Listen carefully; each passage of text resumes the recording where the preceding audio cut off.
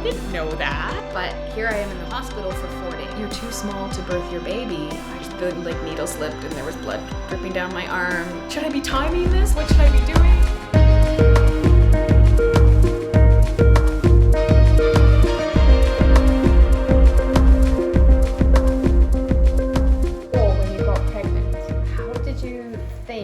That pregnancy, what did you think about pregnancy and birth in general, way before when when we didn't even plan? Well, I wasn't going to have kids. Oh, really? Yeah. I was just like, there's enough like messed up kids in this world. I don't want to mess up a kid. Right. How old were you when in my 20s. Okay. And it wasn't until I was in my 30s that I changed my mind. Oh, wow. Yeah. Jeremy thought that he envisioned his life as always having kids. Okay. And I was like, well, I don't. And eventually I came around.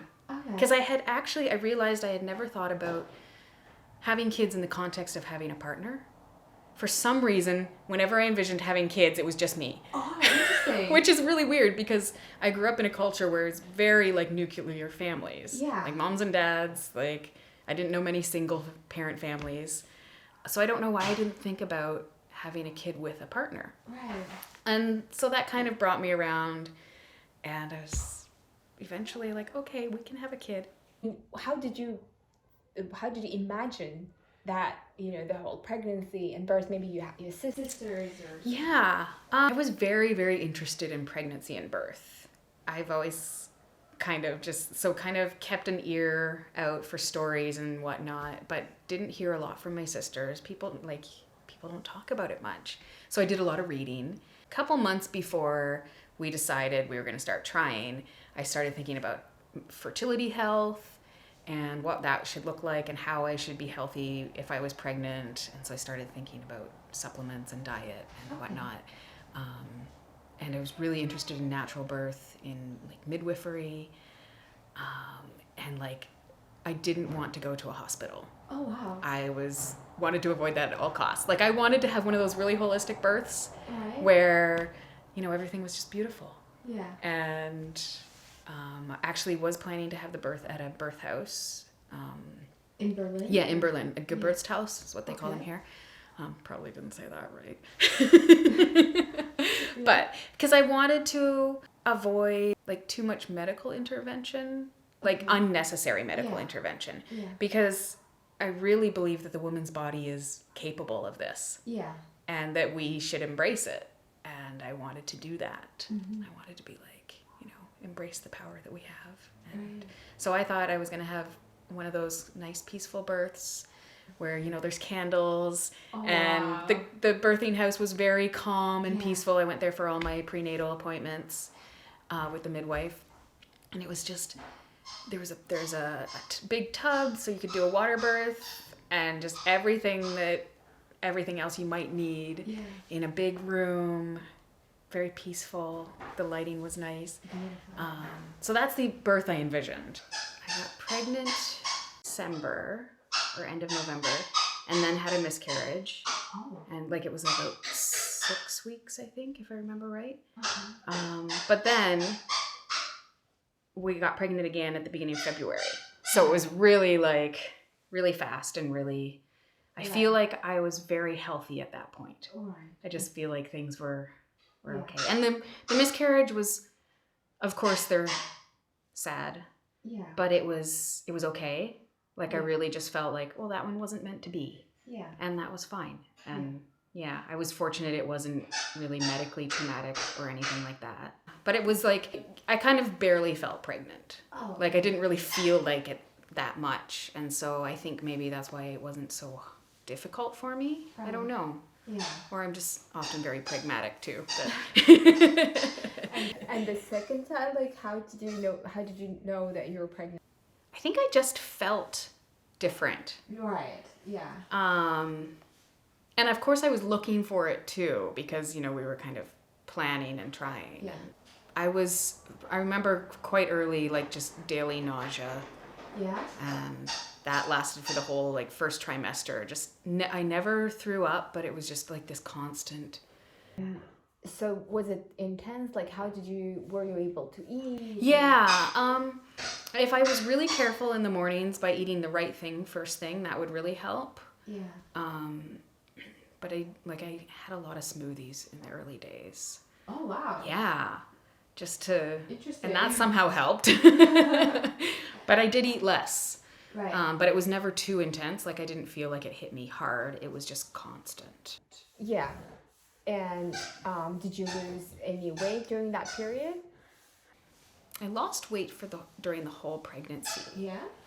Like, it was really interesting. I felt like Sebastian was taking all my nutrients. Wow. And I had no desire for sugar. And so I think that also contributed to losing weight because I didn't want any like sugary thing. Interesting. It was really weird because normally I love chocolate. Yeah. So I think that helped, not eating any sugar. And probably also, that's good for everything. So yeah, I ended up, by the time Sebastian was born, I had lost a lot of weight. Wow. But I had weight to lose. Yeah. And so that was fine. It wasn't a big deal. Yeah. And also he was very big. So he just it was kind of like we transferred the weight. Okay. Right. Like he was almost 5 kilos when he was born. Wow. Yeah. How did the whole, the screening, ultrasound, how did it go? Like, did you do like weekly? I think like in Berlin, you have to go and see a gynecologist every 2 weeks. I think I saw the gynecologist once a trimester and the midwife maybe twice a month, or that sounds like a lot. So the midwife couldn't do the scans. Yeah. So I had to kind of share my prenatal care between the two of them. Right. But the scans were all, I feel the pregnancy was really good. Yeah. I had a little bit of placenta previa at the beginning. What is that? And that's where the placenta is sitting too low. Oh, wow. And so it's kind of like it's not secure. Yeah. And there's a danger of it unattaching, and then you could bleed out. So if it sits over the cervix, the placenta, then it's in danger of detaching. Mm-hmm. So you want it, and as you progress in your pregnancy, the uterus, of course, stretches, the baby grows, and so the placenta can shift upwards because it kind of follows the uterus wall, or it's attached to it. Yeah. So in my case, it was fine because it grew and it came away from the cervix, and so we were all good. All right. Did you have to do anything? I just had to be careful. You're just not supposed to do strenuous activities or carry heavy stuff. Yeah, or dance or Okay. Yeah, so it was just for a couple weeks, and then they checked it again and we were all good. Right. And so it was just a tiny little I might have to be really careful, and then okay, we're fine. Oh, okay. And yeah, it was fine. So I didn't have a lot of cravings, but I couldn't eat eggs. Oh. Yeah, which is really weird because usually I eat eggs every day. Okay. And they just turned my stomach. Oh my God. I could not handle eggs. I don't know if there was anything else. Mainly I wanted vegetables. That was the big, I know. I was just what is this? Is this kid really healthy? Amazing. But, yeah. And how did you feel by the end of the pregnancy? I felt really good. Yeah. Yeah. I think I really enjoyed the pregnancy. Wow. Yeah. It was, of course I was tired and he was huge, so I was huge. But also I quit work fairly early in the pregnancy because my job was too strenuous for being pregnant, and German laws are really careful. They protect pregnant women. Kind of work? So I was working at a coffee roastery, and so mainly lifting 20 kilos at a time type of thing. Oh, wow. And so that was just not a good idea for being pregnant. Yeah. And German laws definitely protect a woman from that, and so I could stop working quite early because it fell under if the work is too strenuous, then your employer can't make you work. Yeah. Yeah. So I had a lot of time to do yoga and just be stress-free. Yeah. It was, Berlin summer for most of the pregnancy because he was born in November, and so it was just a beautiful time of year. Wow. I felt very fortunate Yeah. to be able to, and I think that contributed a lot to how I was feeling and to how Sebastian is, because I was so calm and stress-free. And he's calm. Yeah. that I think that really helped a lot of things. Wow. Yes. He also just didn't want to come. Oh, Like, okay. he was very content just sitting in my womb. So the first sign was that my water just, like, dribbled. Like, it wasn't, you know how... But what week is it? Oh, this was 41. Oh, wow. Yeah, he was born at, like, I mean, it really depends. The gynecologist and the midwife disagreed on my due date, and so they kept changing things. Your period? Your period due date? So because of the miscarriage, Yeah. I didn't actually have a period between. Oh. But I was pretty certain on the conception date. Yeah. And Yes. Uh-huh. so, the midwife listened to me, but the gynecologist didn't. Okay. She was just like, I know better. And I was like, okay, whatever. It doesn't matter that much because, you know, a due date is give or take a month kind of thing. Yeah. So I was just looking on the birth records and it was stated, the hospital said he was born at 41 plus 3. What is So that would like 41 weeks and 3 days. Oh, okay. Yeah. So yeah, he was just like hanging out, waiting. He was like, I don't need to come yet. Yeah. So the Sorry. water birth? Yes, the water. So it was just like a little like, I was like, is this Yeah. like... It doesn't look like in movies. Yeah, I thought it was supposed to like, gosh, or am I just like, you know, leaking some random... Yeah. Because, you know, you never know what's happening in pregnancy Exactly. sometimes. I talked to my midwife and she said, well, why don't you come in and we'll test it and then we can tell if it's actually amniotic fluid or not. Uh-huh. And it was. Uh-huh. But at that point, I had maybe a couple gentle, like, cramping, Okay. not really contractions. And so she said, we're going to monitor you and just go home, you know, walk, do a bunch of stuff. Also rest, though. Like, don't get too... Yeah. Because we don't know what the next few days are going to hold. Yeah. So don't exert yourself too much. But also walking can kind of help contractions happen, I guess. Yeah. So we did that, and I had some contractions that afternoon, but nothing major. And then throughout Not with intervals, just random. Yeah, just random. And then in the middle of the night, it was getting stronger, but not like a regular interval between them or anything. And so I had like called my midwife in the middle of the night, and she said, well, don't call me until you're 5-minute intervals. Okay. And I was like, okay, that's fine. And she was really close by. Yeah. Like, the Geburtshaus was walking distance from us. So it's not a hospital. Correct, Okay. yeah. But then she said, just go back to sleep. Because it's the middle of the night, right? Like, yeah, but like, yeah. How can you sleep when you're like, should I be timing this? What should I be doing? Yeah. And so I think I slept a little bit. And by the morning, still nothing was like... It had kind of quieted after I had gone to sleep a bit more. And so I got up and I took a shower, called the midwife again, and she said, well, come in to the Geburtshaus. And then so we talked there and she checked me. One of the problems with your water breaking and then labor not progressing is you could get an infection. Right. Because the barrier has been broken to the uterus. Right. And so she actually tested my blood and the amniotic fluid again to make sure there were no signs of infection. Mm-hmm. And then she was like, okay, well, let's try castor oil.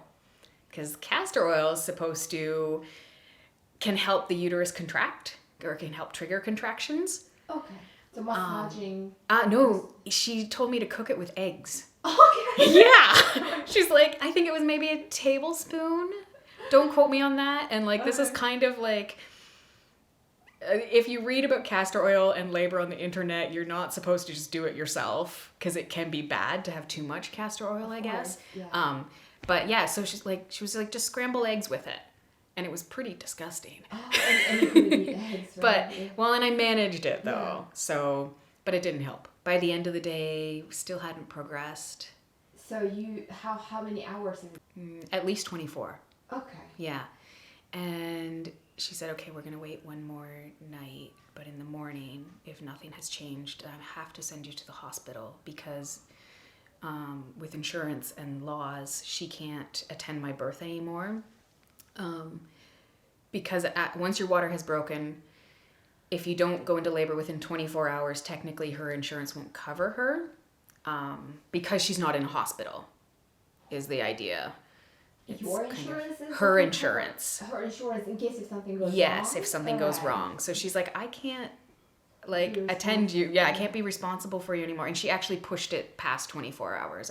It was maybe 36 by the time. Like she tried, which I really appreciated. Yeah. So even though it was a little bit of water, even that considers as water. As Yeah, pregnant. yeah, it was crazy and she was monitoring, like making sure there wasn't an infection. Looking back now, I wish I had said, what if I refused to go to the hospital? Okay. Do you think? But I, like, when it's your first, you don't know Yeah. what is like proper. And we're in a country where we don't speak the language as well as we could. And I thought, okay, I have to listen to, like they do know really well, this midwives and doctors, they know this stuff. Yeah. But I thought, what if he's just not ready to come? Yeah. Like, we're okay. Nobody's in distress. Yeah. But I didn't listen to myself well enough, I think, to say, what if we just wait a bit longer? And maybe, I think legally she couldn't have helped me, but I don't know how it would have turned out. I've never explored that option or that avenue since, or like asked how that would have worked. So we went to the hospital. She said she called ahead to, inform them of that I was coming and what was going on. But they weren't really like prepared, which is fine because I wasn't in distress or anything. Like it was still just like, oh, maybe I'm in labor, maybe I'm not. Yeah. I had like little contractions, but not like Periodic. Nothing. Yeah. And so I feel like I actually have never experienced contractions really. Oh. Like, because I never actually I wouldn't call them real contractions. I mean, I guess they were, but they weren't like painful. I could breathe through them, and But did you feel like they were stronger than your period? I guess, yeah. That's Okay. true, they would have been. Okay. But But they didn't have like a fixed interval. no, it was very random. Okay. Yeah. So when I got to the hospital, they did all the typical, like, check your blood pressure, check the baby's heartbeat. Thank you. And then they put an IV in. IV for what? Do you Oh. think that you were given antibiotics? At that I point? was not at that point, but I was later without my consent. Yeah. How did you find out? When it was like after everything, and I wanted to go home, and they were like, well, you've got this IV with these antibiotics we need to give you every like 4 hours or something. And I was like, why am I on these? And they she were said doing it's just it with that precautionary. IV? Yeah. And Okay. Well, So. we don't know the rules. I guess, exactly. yeah. And maybe, okay, so I say without my consent, but maybe it was more without my knowledge, because I did sign papers, right? When you go into a hospital, you have to sign papers. But anyways, so, Yeah. she drew blood, which I'm not even sure what that was for, but that midwife was horrible. The hospital midwife, and my midwife later on was like, oh yeah, I know her. Yeah, I'm really sorry you got her. And, but Was she rude? she was very rude. And like, when she was taking blood, like the like needle slipped and there was blood dripping down my arm, and she didn't even bother cleaning it up. And so she was kind of barking at us, and at one point Jeremy went to hold my hand because I was just lying there being like, oh my goodness, she's yelling at me in German. And I don't know really what's going on, and I don't like this because this isn't what I planned, right? Like, I wasn't thinking I would be in the hospital because the pregnancy went so well. There was no signs that there would be birth complications. Yeah. Like, and they say you're supposed to be prepared for any. Yeah. And I thought I was, but of course, like, it's hard to. We have known. Yeah. So Jeremy like reached out to hold my hand, and she's just like, you don't need to hold her hand. Crazy, but then I'm not surprised. I know. We're in Berlin. Yeah, exactly. Yeah. So, and like, it was fine. And then because Sebastian was measuring so big, and I'm fairly short, Yeah. they immediately said, we want you to have a C-section. Oh, I didn't know it's a thing. Okay. Because they didn't think that my hips were big enough to birth him, or that my pelvic bones were like big enough. They thought that the biggest concern they had was when he goes through the birth canal, that the shoulders would get like torn. Oh, Sorry, I can't remember the term. Like that can happen if there's not enough space, if the baby's so big. But my midwife had the whole pregnancy been like, you have the perfect body for birthing. She said, your pelvic bones are so like, they're a good width, they're sturdy, like you're healthy, and you can birth a baby no problem with this body. And I was just like, great, for once my like wide hips have a use. And so when they said that to me, that you're too small to birth your baby, I said, that's not what I've been like. My midwife has been telling me that you are perfectly capable of birthing this large baby. Like, don't be afraid of how big he is. And I also know that measuring the baby in the womb isn't accurate. Oh, right, yeah. So, like, they get an idea, of course. And they actually measured, he was larger than they measured him. Yeah, so they said, of course, it's your choice. We can induce you if you want, but we don't recommend it. Oh. And so I thought, I'm in the hands, like, they're perfect. I talked to the surgeon, which was really great. She was wonderful. She spoke English clearly. Yeah. And she really talked about, carry it with you. Okay. And she was like, I really recommend the C-section. This is the best thing for you and the baby. Like, we don't know what will happen if you try to birth him vaginally. And this is solely based on his size, yes. Yeah. Do you think it could have been the reason for you not having the contraction? I don't know. I guess it could have been. Yeah, I did wonder that at one point, because he was taking up like so much space that like maybe the uterus couldn't. But I mean, our uterus knows how to do that, so I don't know. Yeah. It's just Yeah. And so when it came down to that, I said, I don't want to be induced by a medical team who doesn't think that this is the birth route. Like, because they're not going to support me very well in that birth. Yeah. I didn't think. Yeah. Like, they're going to support me really well in a C-section. If I trusted the medical team more, I might have gone the induction route. And that's what the midwife thought. She thought they were going to induce me. She was really surprised when she heard that they pushed for a C-section. Okay. So, but also I was a little worried about induction with, going down the path of interventions. As soon as you start with one intervention in the hospital, it can get worse. And, I mean, it could have ended up in a C-section anyways. I could have gone through like 12 hours of induction in labor and been stressed. Yeah. So in the end, we were just like, okay, let's just do it. It's not what we wanted, but so how we many know. Hours is that since? By the time I went into the operating room, it had to be at least 48. 48 It hours. may have been more. No antibiotics until after. Only after. Yeah, as far as I know. Wow. Yeah, that's really neat. So the C-section went well. It was just normal. Mm-hmm. What did you feel? What were your thoughts? Oh, it was really strange, because I just hadn't even envisioned being in this situation. Yeah. I was in a sterile operating room, and the whole operating team was really nice. Like, they were all very upbeat. They all spoke to me in English.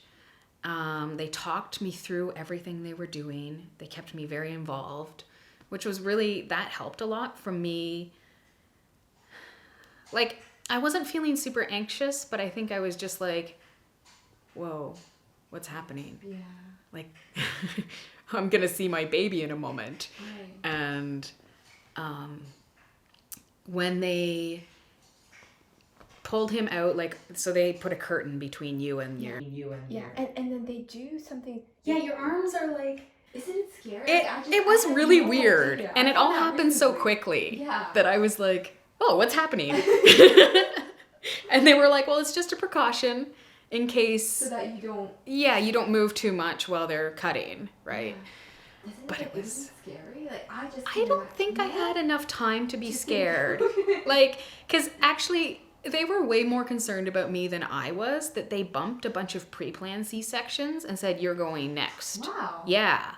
So from the moment we signed the paper saying we were doing it till I was in the operating room was like 20 minutes. Okay. And I was just like, whoa, okay. Fast. Yeah. And I kind of wanted to see it. But to see the actual, like, because I'm really curious about those things. Really? Yeah.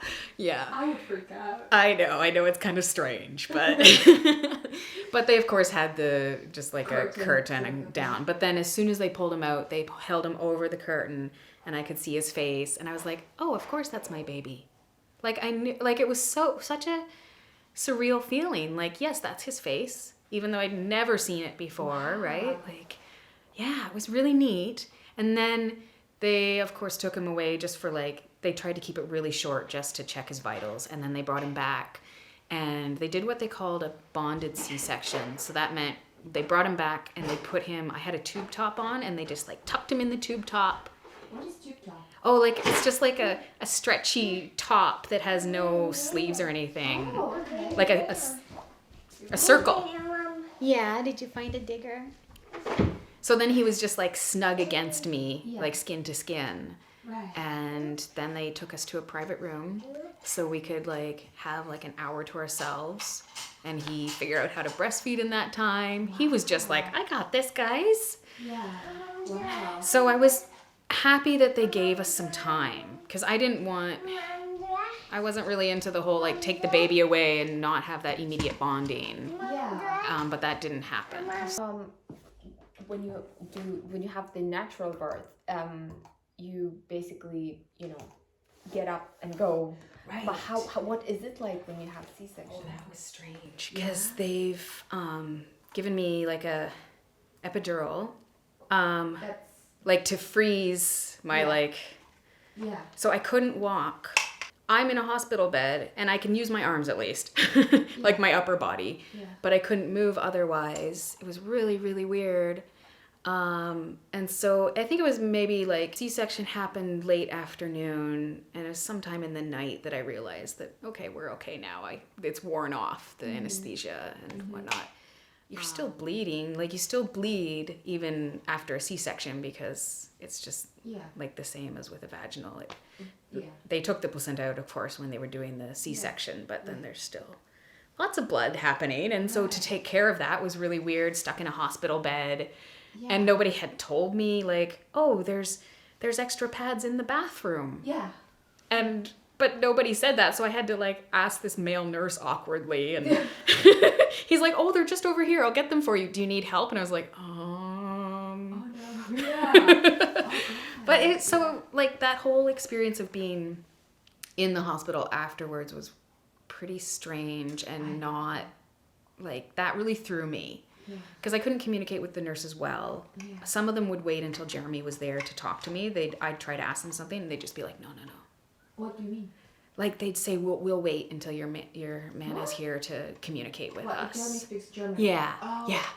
Okay. But what if you have something? And yeah, it was never anything pressing, but it was but... just so like I felt pretty isolated, I guess. Wow.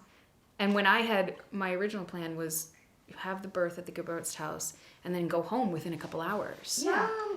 But here I am in the hospital for 4 days. And I was just so thrown. It was like, it's pretty hazy those days. Yeah. And I didn't know when I could shower because I had an incision, right? And stitches. Yeah.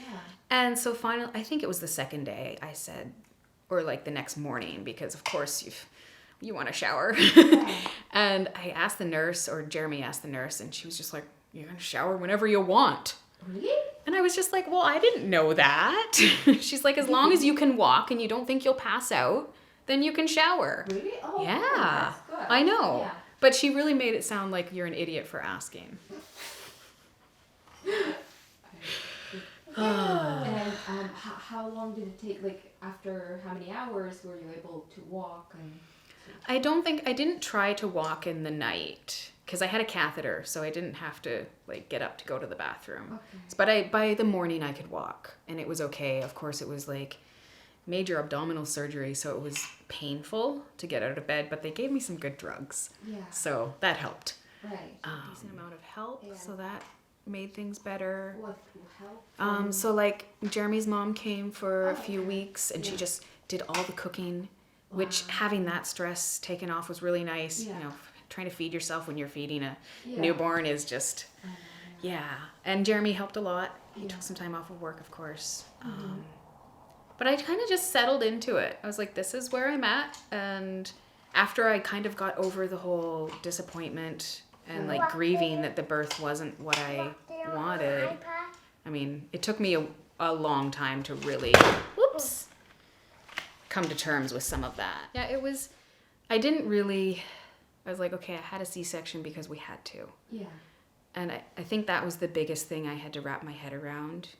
The whole time taking care of your newborn, and your husband was working. Yeah. So, like, how did you manage? Like, I mean, we just did the bare minimum. We get up and we do our day, but we don't try to do too much. And I didn't socialize much at all. Like our mom's group was pretty much the only time I saw other people. And all right. And if based on everything that you have gone through, what do you have any advice? Educate yourself as much as you can. Like, the doctors are there to help us, but I just feel like they don't know our bodies. They don't know us. And they're too busy. Yeah. I really found that it's... And ask questions. Don't be afraid to ask questions. Yeah. I think, like, nothing is a wrong question. Hi, sweet. Yeah. Like, but it's okay to have a tiny support network. Yeah. Just like have one. There's no reason to say I'm strong and can do this on my own. Because of course we are. As women, we're really strong and we can do it, but that doesn't mean we should. Yes. And and we can gain so much from even like learning that someone else's child is also not sleeping. Like, you woke up 5 times last night. It's nice to know that someone else also did. That we're not alone. Exactly. Thank you so much. I've learned a lot. I know that, like, I'm showing mistakes, but that's why.